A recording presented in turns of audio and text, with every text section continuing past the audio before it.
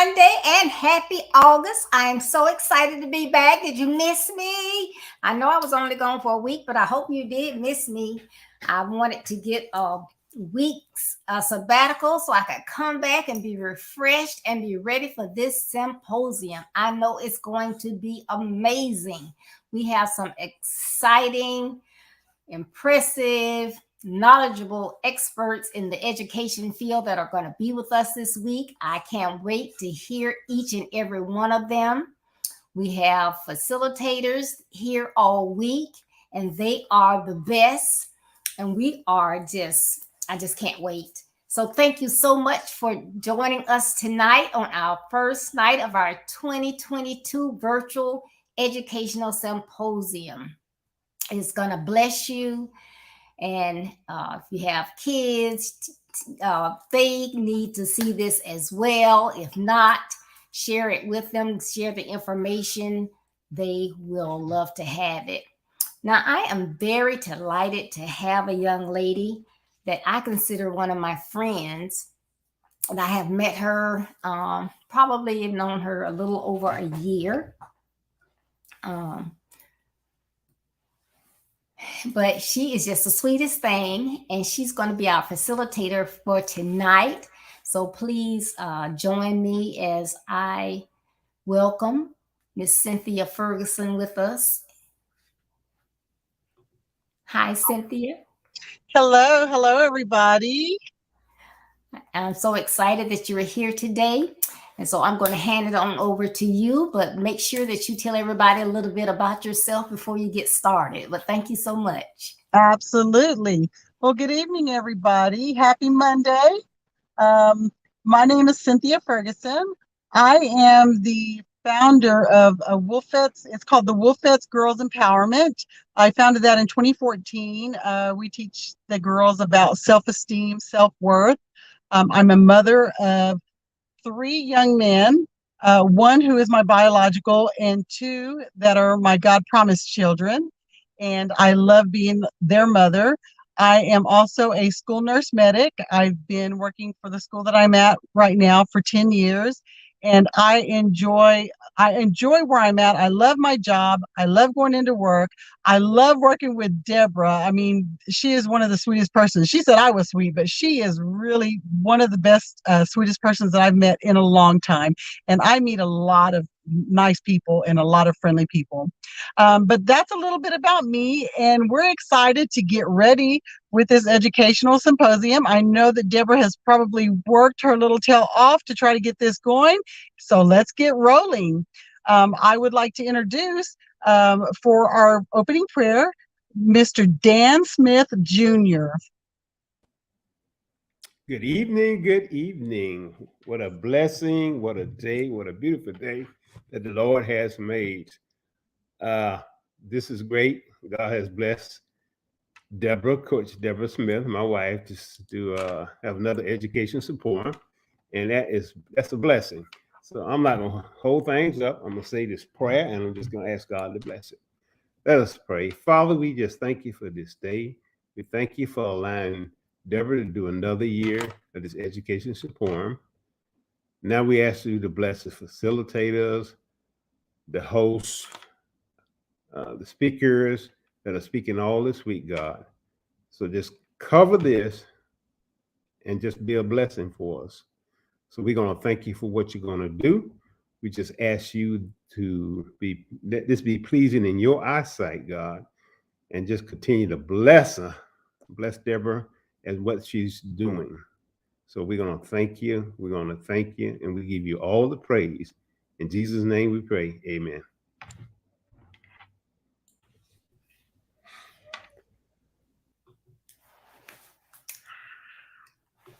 Oh, You don't want me.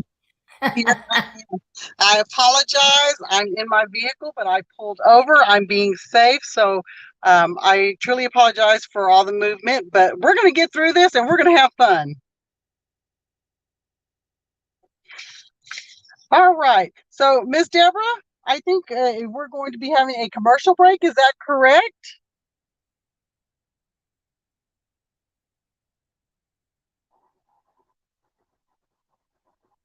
Build your best life. with Coach Deborah D. Smith, invites you to attend our 2022 Educational Symposium. Lifelong learning starts today. Nightly presenters feature Anita Cummings, Cedric Dinkins, Christine Stringfield-Ricks, and Carol Crockett. These influential educators have changed the course of education and will share their insights with you. Please join us nightly Monday, August 1st, through Thursday, August 4th, at 6:30 p.m. Eastern Standard Time.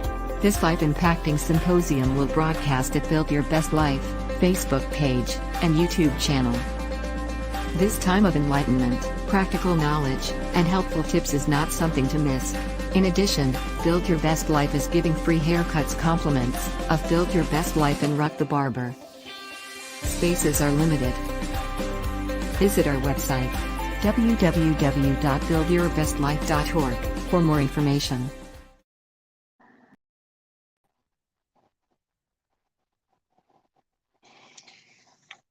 All right, Miss Deborah Smith. I think you are going to come on and introduce our speaker that will be on this evening. Yes, thank you. Good evening, everybody, and welcome. I see Agnes, Deacon Holmes, Melissa, Carolyn Coffey, and I believe I saw who else? Deacon Holmes, and a couple other people I thought I saw. I don't see your names now, but welcome, everybody. Thank you for tuning in. But I have the pleasure of introducing our presenter for today. And I've known her for years and years and years. However, I really got to know her in the last, I say, year and a half. And so it is my pleasure to introduce her. And her name is Anita J. Cummings. One of her favorite scriptures is Psalm 143:10. Teach me your will, for you are my God. May your good spirit lead me on level ground. Miss Anita Cummings, affectionately called Anita J., is originally from Fountain Inn, South Carolina. She is the 11th of 12 children born to the late Reverend Odell and Macy Wharton. She is recently widowed and has two grown sons, Marcus and Ticarius. She currently resides in Thomson, Georgia. She is an active member of Mount Pleasant Missionary Baptist Church. She has served as Christian Education Director, Sunday School Teacher, Youth Advisor, MIA, Women of Wisdom Leader, and Vacation Bible School Assistant Director. She has served as the 10 District MIA Secretary and Women of Excellence Coordinator. Bible study and Sunday school are an essential part of her spiritual growth. She firmly believes that God has called her to be a servant of mankind. Two of her favorite songs are A Charge to Keep I Have and God's Grace. Anita J. received her Bachelor of Science degree in elementary education at Lander College. She also has acquired a master's degree and an educational specialist degree from Troy University and Augusta State University, respectively. Mrs. Cummings taught middle grades for 19 years in McDuffie County, Georgia. She was fortunate to serve as assistant principal of Washington Wilkes Middle School during the 2005 and 2006 school year. Anita served as principal of Thomson Elementary for 9 years and 4 years as principal of Thomson McDuffie Middle School. She retired after 33 years of service and currently serves as the part-time family engagement liaison for the local school system. Anita has a passion for children and education. She believes that teaching is her calling. Her favorite educational quote is, "A teacher affects eternity." A teacher affects eternity. That is powerful. They can never tell where their influence stops, and that comes from Henry Adams. She is a proud member and immediate past president of the Thomson Alumni Chapter of Delta Sigma Theta Sorority, Incorporated, serves her community as a member of the McDuffie County branch of the NAACP, McDuffie Board of Elections and Registration, McDuffie County Hospital Board, and Boys and Girls Advisory Council. Anita J. is celebrating 13 years of being cancer-free from stage 3 colon cancer. What a blessing. And all of this, a lot of people have some amazing bios, but let me tell you, I said we have gotten close in the last year and a half. She is such an amazing woman. She is strong. She is powerful. She walks what she speaks. She is always positive. She loves affirmations. And I could just go on and on about her. But the two most important things, well, I'll say the three most important things about her that I know, she is truly a child of our risen King. She is a loved sister and family member, because I know her sister and her niece and grandnieces, and they love her to pieces.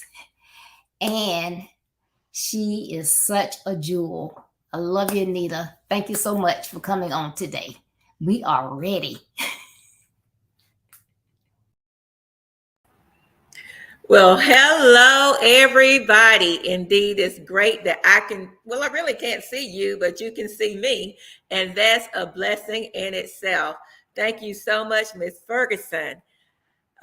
Coach Deborah, I love that commercial. Made me feel so important. Made me feel really, really important. And thank you so much for that warm introduction. And if I can just put it in a nutshell, this is what I think I am. I'm just a nobody trying to tell everybody about somebody who can save anybody. So I know this is not church, but before I do anything, I have to give praise and honor to my Lord and Savior, Jesus Christ. When I was growing up, I would hear people say, who's the head of my life? And I just thought they would just be saying something. But now I understand exactly what they're talking about. He is my strength. He is my source. He is my joy. And I do what I do because I'm trying to live my life on purpose for him.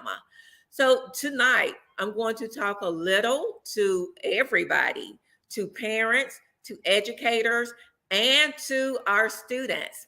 In McDuffie County today, this was our first day back to school.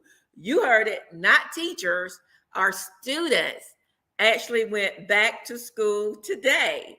And I had the privilege, and it was indeed a privilege, to be at car rider pickup and car rider drop off this morning at one of our elementary schools. So to all of our parents, to all of our students, to our faculty and staff in McDuffie County, Georgia, I know that we will have the best school year ever. And to all other school districts who are listening, to teachers, to parents, to educators, I just don't want to be selfish and just wish McDuffie County the best year ever.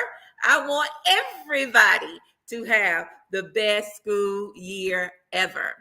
I believe that when you have a skill, when you have a talent, if you don't use it, you will lose it. So thank you so much, Coach Deborah, for giving me this opportunity just to share a little bit about impacting one student at a time. It's lifelong learning. And I do have notes, so excuse me in advance for looking down, but I want to make sure that I do not forget anything that I wanted to share with this wonderful audience today. And if you don't mind, I do want to get a shout out to at least my sister, who I know who is listening, who is one of my biggest fans and my biggest cheerleader. So thank you so much for your love and support.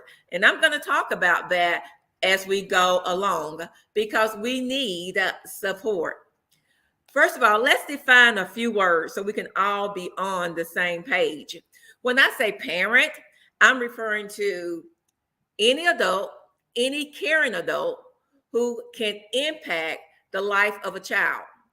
It can be the biological parent, it can be a grandparent, it can be a neighbor, an aunt, an uncle, any caring adult, anybody that's part of that village that wants what's best for that child.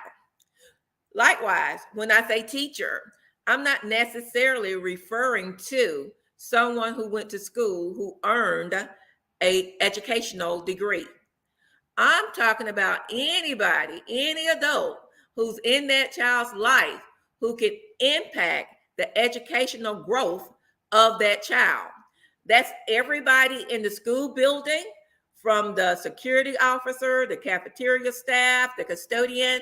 I mean, everybody, the paraeducators, the secretaries, everybody in that building, or at least when I was in that building, I consider everybody an educator, because believe it or not, you are a role model. And kids watch more of what we do than what we say. And it's not by choice that you are a role model. You're just a role model because those children are watching and they will imitate everything that you do. So again, I will say parent, you know who I'm talking about, not necessarily a parent. And then I will say teacher.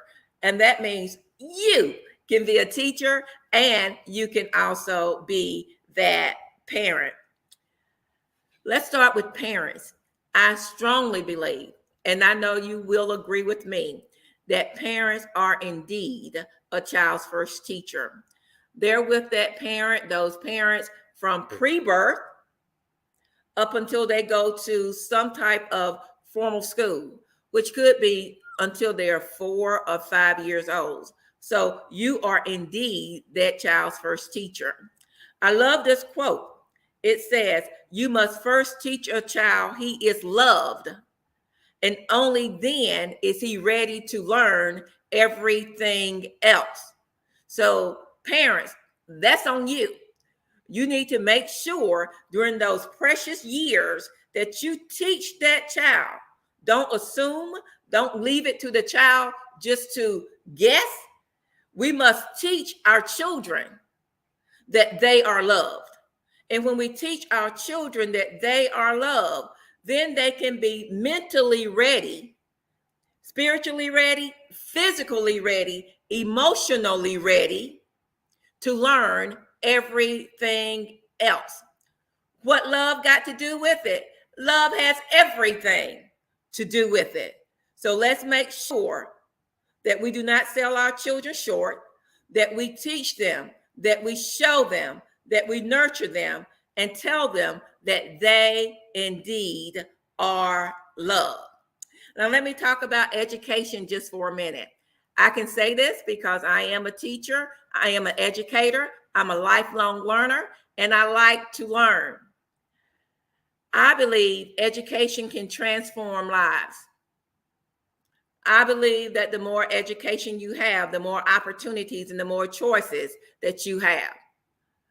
Just education. I didn't say going off to college, just education. If you read, you're increasing your knowledge. If you watch videos, you're increasing your knowledge. Whatever you do to increase your knowledge, then you're making sure that you are a lifelong learner. The more you know, the further you can go.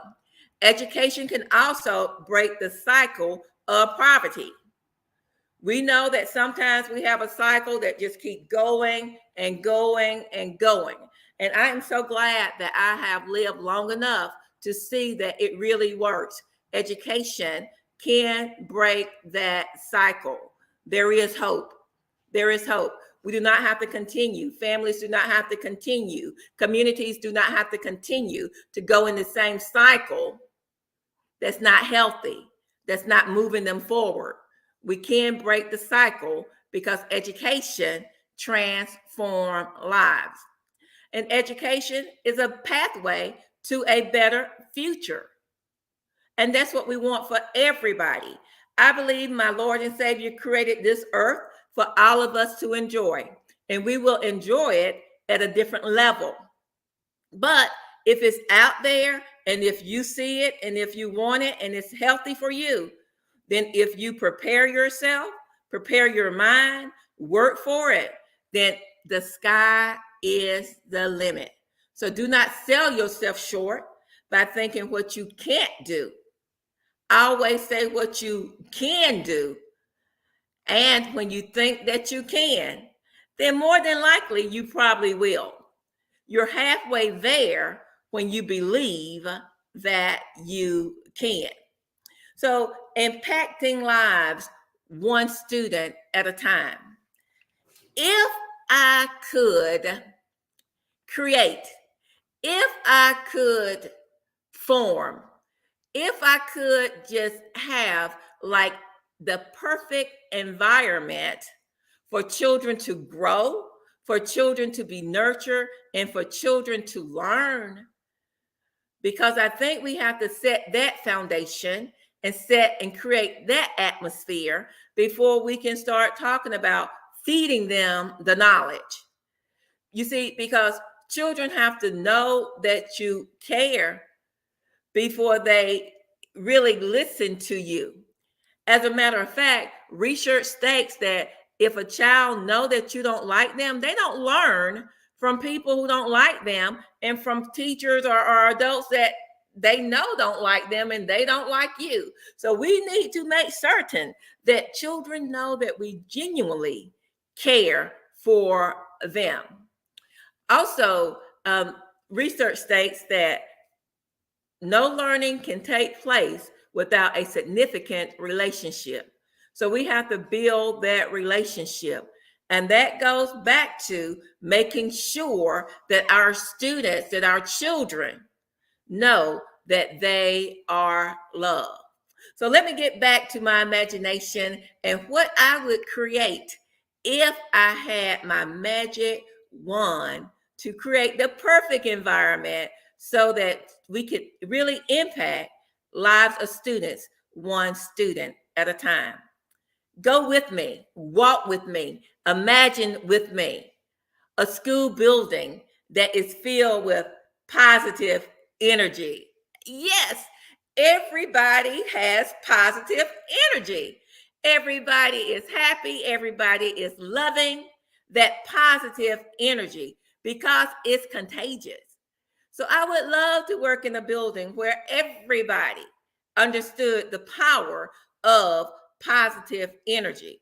And then I would love to have a leadership team that supported teachers, that understood teachers, that complimented teachers. And then how about a team of teachers that wanted to be in the building? Teachers who really, really wanted to teach. Teachers who really, really like and enjoy being around children. Teachers who knew their content and can teach it with a passion. And then get this. How about if we have students who came in the building ready to learn, who wanted to learn, who had a mind wide open and wanted the teachers just to fill it with all this new knowledge? That just sounds so amazing, but it gets even better. We cannot do anything with our parent partners. So how about if we had some parents who actually liked the schools and understood the partnership between the schools and the parents, who loved their children and did the foundation work already? When they would send the kids to school, they could send them out the car with a hug. I love you, and I'll see you when you get home this evening, or when I pick you up this evening. So a school filled with positive energy, great leadership who support their teachers, teachers who love their students, parents who would support their students, their children, support the teachers, support the schools, and then our children would come to school ready to learn. If we could have that foundation, man, then we could focus on impacting one student at a time. All of us are familiar with, I'm sweating and my little glasses keep falling down. All of us are familiar with the three bears. No, the three little pigs. The three little pigs, that story. The three little pigs, they all had the same goal. They wanted to build a house. Well, you know what happened to the first homes that the two little pigs built? They did not withstand the huffing and the puffing of the big bad wolf. But that third house, because that third pig, he was dedicated, he was committed, he understood that you have to build a strong, a firm foundation so that when trouble comes, when obstacles come, when someone tries to come and push you down, when you have that strong, firm foundation, then it will stand. And that's just like school, and that's just like education and everything else. We need to make sure that we have that strong foundation. And those things I just listed, oh, if we could have that as a foundation in every school, I guarantee you we would have more people, more students who are enrolling in college who want to be a part of our prestigious, yes, still prestigious field of being an educator, So if we could have that, that would be great, and that would be wonderful. Now, as far as impacting one student at a time, let's talk about a few things that we can't control. But it has a great impact on impacting students one student at a time, impacting learning one student at a time. We cannot control high standards of the curriculum that comes down. What we can control is our high standards for every child that comes into our classroom, for every child that comes into our school, for every child that comes into our building.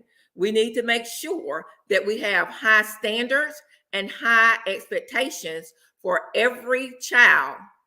That's right, every child. We must believe that every child can learn and every child will learn. Now, maybe at their own individual pace, but we have to sincerely believe that every child can learn. And then we also have to have high levels of collaboration and communication within the building, among our teachers, among our staff, because as much as I love math and teaching math, I do not know all there is to know about math. So I need my team of math teachers to collaborate with me. And after I collaborate with that and they collaborate with me, we can come up with a plan so that we can teach all of our standards at a level where everybody can and will succeed, meet the standards, exceed the standards. And those are the only two options we will have. You will meet the standards or you will exceed the standards, because we must have high expectations for all of our students. Something else about teaching and learning. I strongly believe in constructive feedback. So whether it's coming from my peers or whether it's coming from an administrator or a supervisor, it's going to be very, very important that if we're going to impact learning and get to the part where we can teach one student at a time, that we get this feedback. And from this feedback, we take it, we evaluate it, we read it, and we use what we can to help us to grow as an individual. Because before I can help my student, I need to make sure that I am equipped with everything they need to know and everything that they need to learn.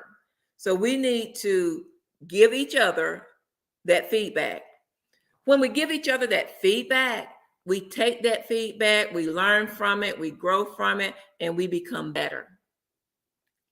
So now let's get to what can we do to make sure that we talk about one student at a time, how we impact one student at a time. Another quote that I love, I teach, what's your superpower? Because I believe teachers are heroes. But I do believe that we still need some help and we still need some assistance. I can put my Superwoman, Wonder Woman cape on and have my shield and think I can do it all. I cannot. Think about a classroom of 30. A classroom of 30. That means you have 30 different learning styles, maybe. You have 30 different abilities. You have 30 different personalities. And I'm just one, and they're 30. So before we talk about the one, just imagine this, especially those of you who are not educators or those of you who are not in a classroom of 30. If I'm teaching a math lesson, I can have 10 students who are really struggling and they have no clue what I'm talking about. I have 10 students who are teacher focused. They're taking in everything I'm saying and they are about to meet the standard. And then I have 10 students who are just brighter than I am, who could teach the lesson, and they are bored because they already know the standard and have already met or exceeded the standard. But yet they're going through having to listen to what I'm teaching. So what do we do if I have 30 students and I have 10 in each category? When we're talking about meeting and impacting the needs of students. Well, I know our educators know this. What I would do if I was in the classroom, those 10 that already know it, they could pair up with the 10 who are struggling, and they can be there one-on-one. If they already know it, they can teach it. That way, they're no longer bored. And if they are no longer bored, they're paired with their peers, and the peers can teach them. And I can have my group of 10 that I'm about to teach to meet or exceed that standard. And before class is over, me, being the Wonder Woman, Superwoman teacher that I am, now have a class of 30 that have met the standard. And all I had to do was give up some of my teacher power to those to assist me. So when we say impacting one student at a time, we don't necessarily mean that as a teacher and as an educator that you have to do it all. And I know that you have those superpowers. I love the late, great educator, Rita Pearson. Rita Pearson said that every child needs a champion. And a champion is that caring, that loving adult who will always be in your corner saying, you got this, you can do it. I know you can. I believe in you. Come on. They're always pushing you to do your best. Always pushing you. Always give you a word of encouragement. Always in your corner. Every child deserves a champion. Now, when you think about why some students make it, succeed, can come to school, can do well, and those who struggle, I guarantee you, if you would look at, do they have a champion in his or her life, then that will show you maybe their success rate.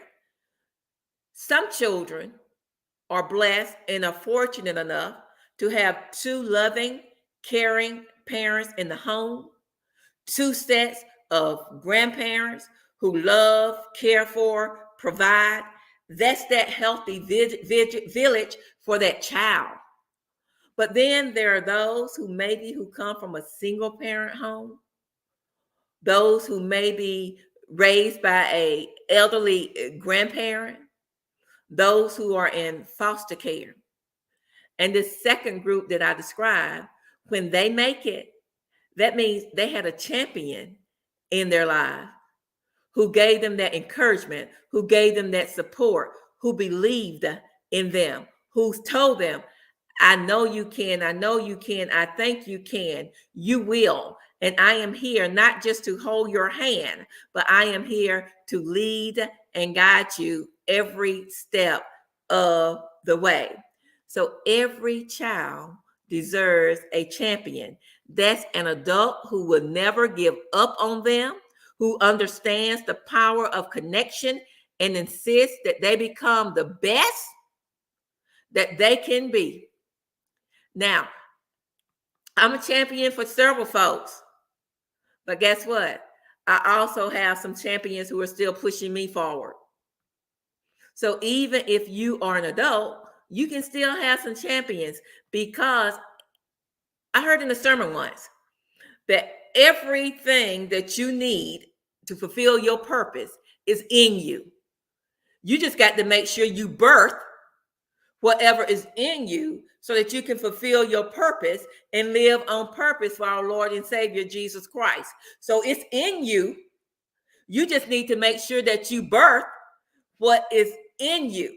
And sometimes we need that champion, we need that mentor, we need someone who's going to encourage us to do our very best, to maximize and to reach our potential. So what if every child, just like my imaginary perfect foundation for every school, what if every child had a champion? In my school, or in my make-believe school, or my imaginary school that I talked about, if everybody had a champion, that means they would be greeted with an exciting hello, a smile on their face each and every day and throughout the day. They would know that they were loved.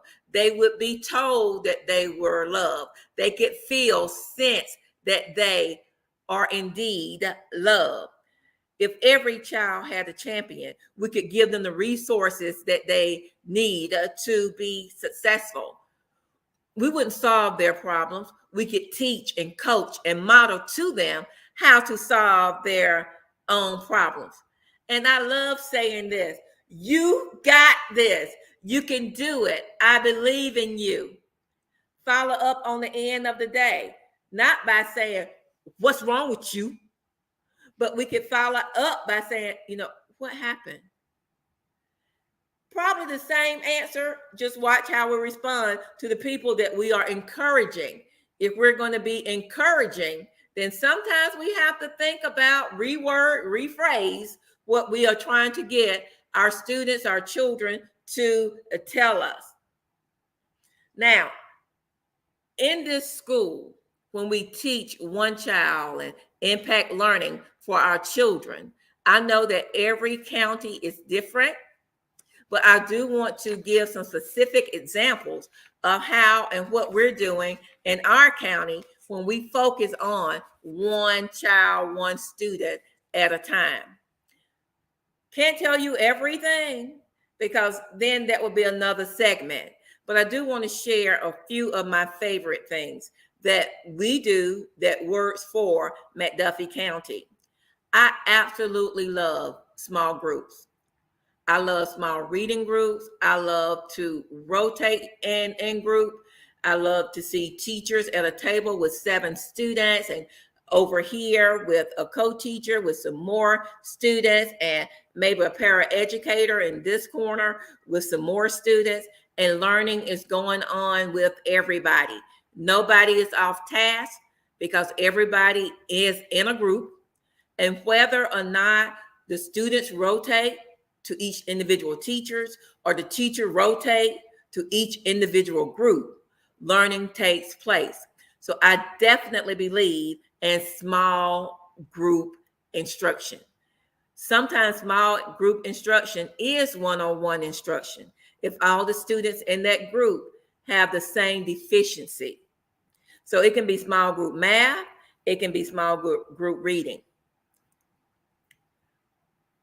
I think I said this earlier, but I want to make sure that I emphasize that teachers are indeed the key.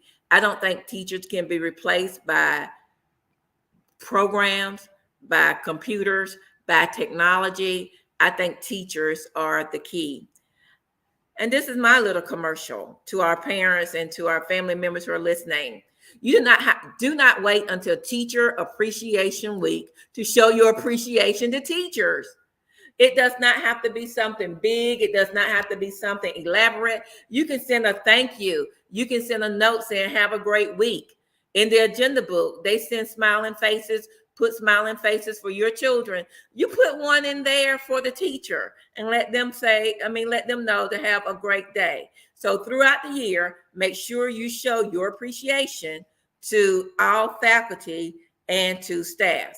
Another thing that our county does that I absolutely love, especially in this phase, in this stage in my life, we recruit and we retain retired teachers. Now, most retired teachers, some when they retire, they have plan B and they're ready. Some we have to ease and slide our way into full retirement. So that means we still have something to give. So we recruit, we retain retired teachers, and those retired teachers can assist us to make smaller groups in our classrooms. So kudos to all retired teachers who are giving it a second go round in whatever county that you are serving in. In McDuffie County, we have several Title I schools. And with those funds, we are privileged that we can have additional teachers and that we can have paraprofessionals. And again, because I believe bodies, people are the key and not necessarily the program. Because remember, we have superpower as educators. So when you give me students, you can give me program A, program B, or program C, because the teacher, I am the key, not the program. I can work the program, but I have to be equipped. Put a pin right there. Teachers, educators, that's why it's important that you make sure that you take care of you.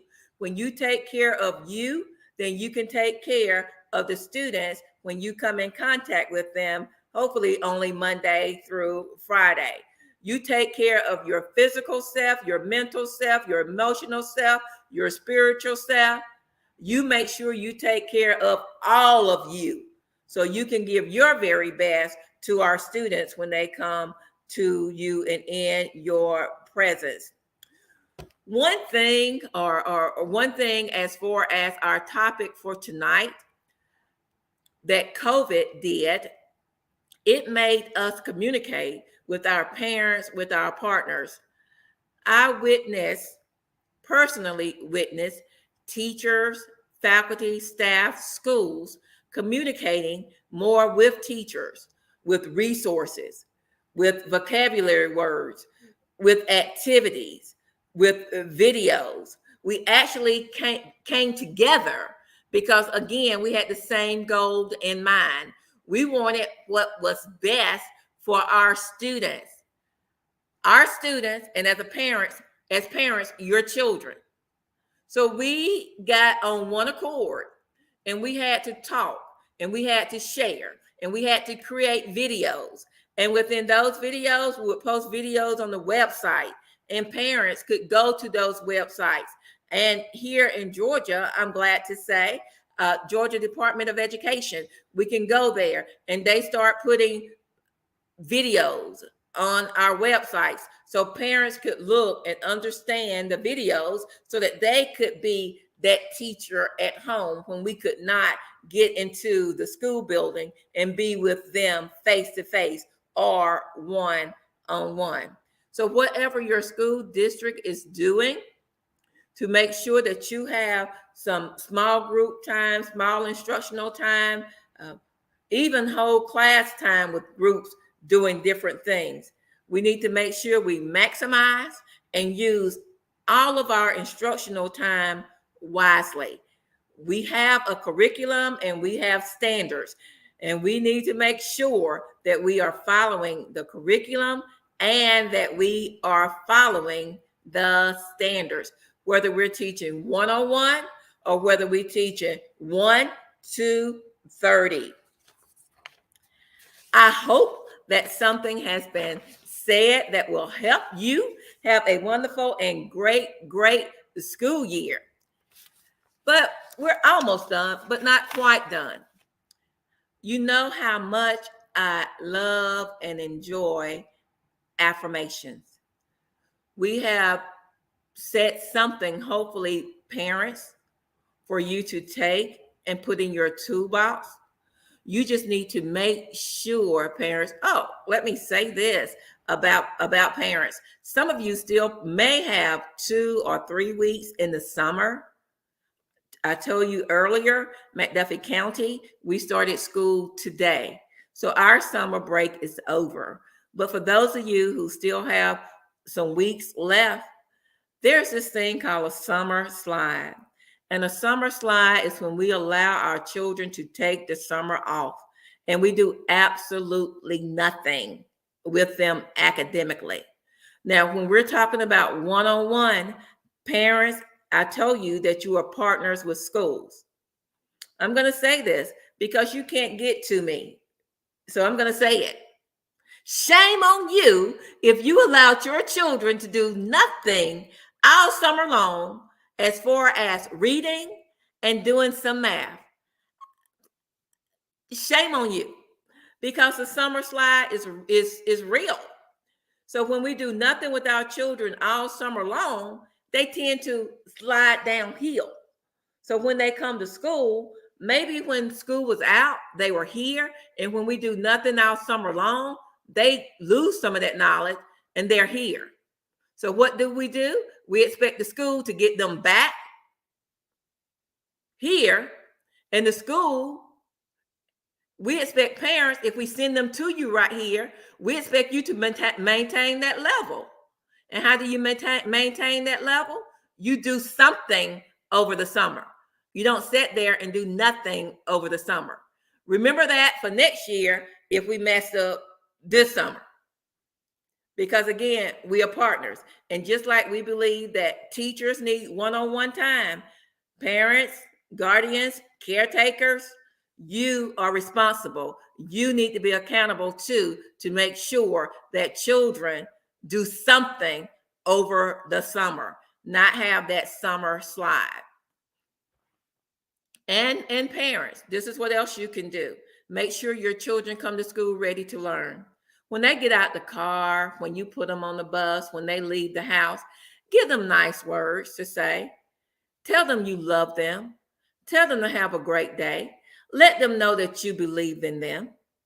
If you don't share and tell them that you love them, they're going to seek that love somewhere else. I think that's probably why some students come to school and they want to call us mama, and some of them want to call us grandmama. You know, that's fine. We're educators, but parents, we're your partners. So you make sure you send them off with some good, strong, encouraging words. Don't send them to school upset.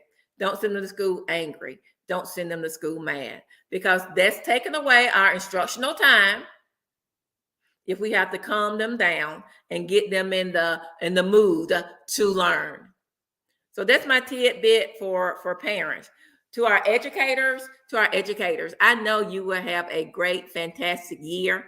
To our new teachers, if this is your first year teaching, I read research, can't remember what research, maybe I will in a minute, that said that new teachers, the lifespan for a new teacher, not like life death, but as far as our career is concerned, is 4.5 years. So new teachers, you have this, you got this. You are a teacher, you have superpowers. You do whatever it takes to enjoy. You will make a difference. You're already making a difference. Hang in there, hang tough, hang strong. Get a mentor teacher if you need to.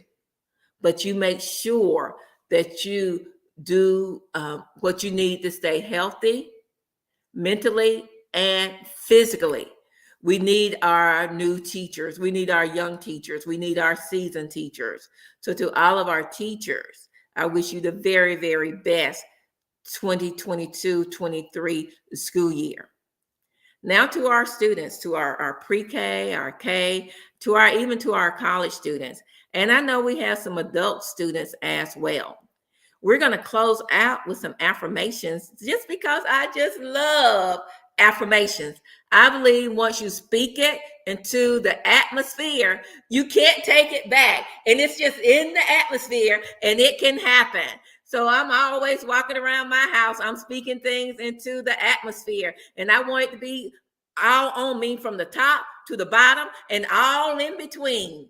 So students, Whatever your affirmations are, you say it and you believe it. And I'm just going to give you an example of positive affirmation. I believe in me. Oh, yes, I do. I am enough. I like school because I like to learn.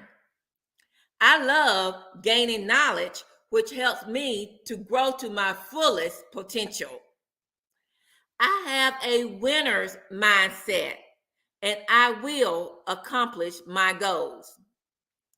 I have a sharp mind and that makes me a great student.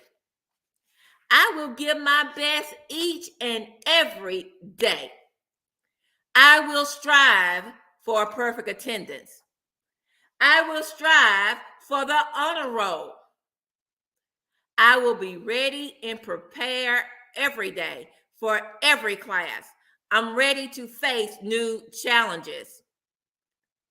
I will remember everything that I read, and I will recall everything that's taught to me. I will do my part. I will listen in class. I can do this. I can learn whatever I put my mind to. I am an excellent student.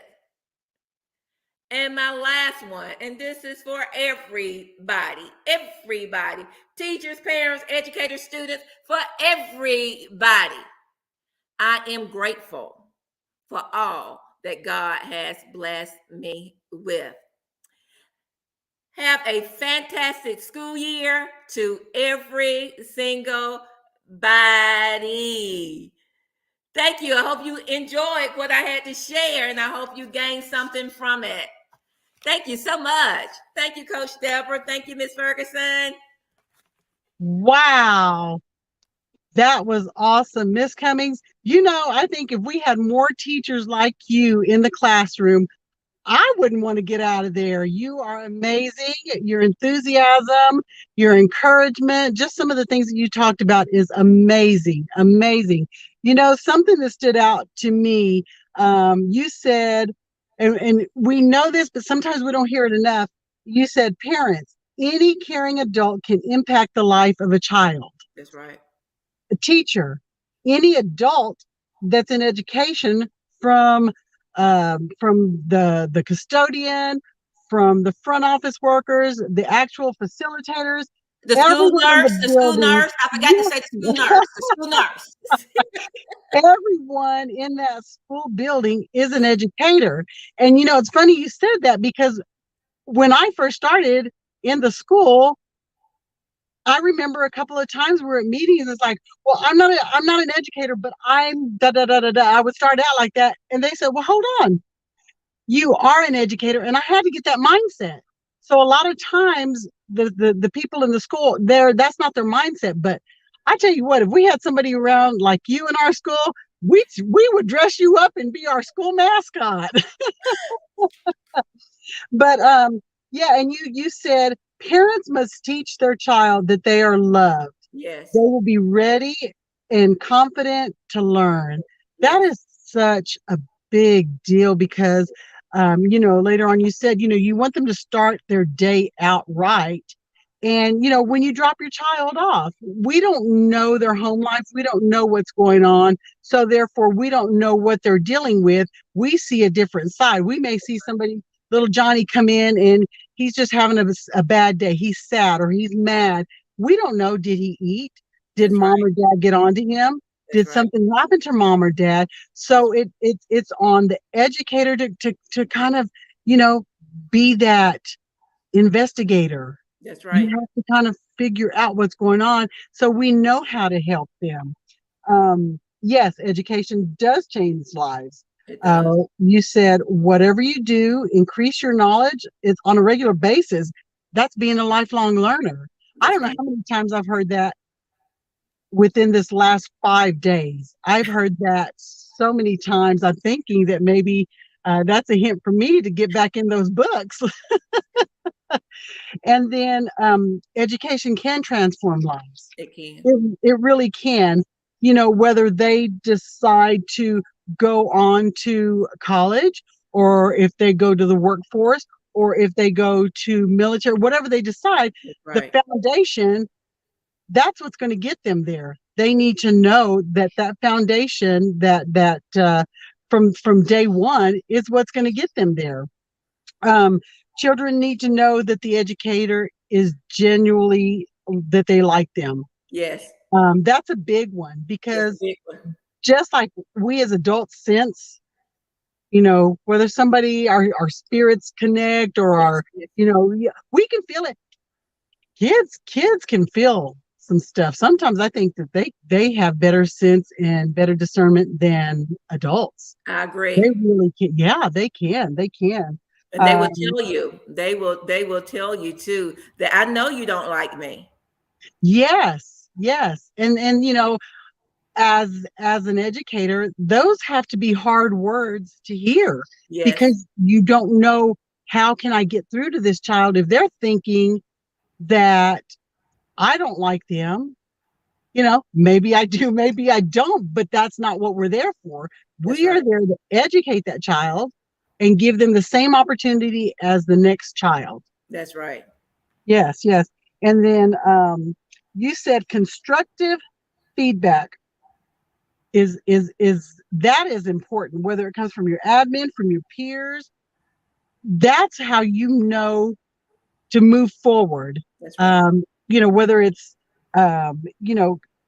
for example, if I'm teaching something and I may have forgotten something, or Right. I personally want to know. I want to know so I can better myself for the next time or the next time. That's right. Not everybody feels that way. And I think that's where some people get offended. When you come in, it's like, well, you don't know what my class is. That we shouldn't have that mindset. Like you said, we should be able to take that and grow, That's learn right. and grow from it. And that was good. All students learn differently. I like your example that you gave about, your 10 students. What a creative idea.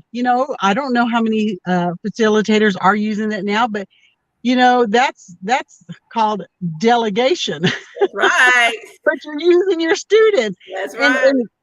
yeah, and it makes it easier for them to connect with their peers. Is that an accurate statement? Do you see that there's maybe they can connect a little and it helps them a little more? I think that children speak sometime in a different language, and when they speak and when they talk to their peers, they can repeat the exact same thing, but that student is hearing something differently because it's from their peers. Right. So I think it's more powerful sometimes when you do the peer-to-peer teaching. Oh, definitely. And then every child needs a champion. Yes, I my favorite. love that. My I'm going to keep that. I'm going to keep that one written down. Yes. That one is awesome, because you said encouragement. These students need that encouragement. They need a cheerleader on a regular basis. Yes. They need to hear that on a regular basis, because again, we don't know if they're getting that at home. That's right. We don't know if, what their home life is. And we should be responsible enough to encourage them on a daily basis, whether they are learning at what pace, it's supposed to be, or whether they need more assistance. They need that encouragement even more. I agree. Yes, you've got it, Johnny. You've got this. You can do it. Yay, you spelled cat. Yeah, That's right. whatever it is. Is that correct? I mean, you've got to constantly encourage. You most certainly do have to constantly encourage. And I'm sure I'm older than you, but if you remember when papers would be graded, you could quickly see how many was marked incorrectly, and they would put -10 on the paper. Well, you can just big turn red it around, and even if they didn't get but 2 correct, instead of putting -10 in red, put +2 in green. It can be just something just so simple. -10, I feel so defeated. +2, I have hope. There you go. It's the way that it's that simple. Exactly. It's the way that we show them the encouragement, not just Yes, say it, but that's showing them. They're visibly seeing it. yes, And ma'am. then, just imagine if every child had a champion on their It got me side. excited thinking about that. What if every child had a champion on their side? What a difference that would make from day one of them stepping foot in school. Can you Wow. imagine that though? Can you really and truly can you imagine that every single child, from the smartest to those who we want to be classified as at risk, the haves, the have-nots. I mean every child, because just because you're in the have, that doesn't mean you have a champion in your corner. And sometimes I think that we are biased, or we are judgmental, and we think that uh, we look on the outside, but we Yeah. really and truly, we don't know what's going on in the inside. So everybody need a genuine, a sincere champion in their corner. Everybody, every child, no matter their academic ability, no matter their economic status, everybody need a champion. Yes. And I think that's why it's so important that you mentioned that teachers take care of themselves so Yes, they ma'am. can take care of the other ones. I mean, it is self-care, self-love. You have to do that because it will exude from your body, your actions. They know if Miss Cummings is coming in and not having a good day. But I can imagine that, because of your smile, but they really can sense it. And then, that can affect. So self-care for the educator is very important, Yes, because if you can't take care of yourself, how are you expected to care for 30 students? exactly. Yeah, Exactly. definitely. Working together with the parents, that right there says a lot, because I know it's kind of hard sometimes, because you have those parents that are 100% involved in Yes, everything. Then you have some that, okay, I get it. They have to work.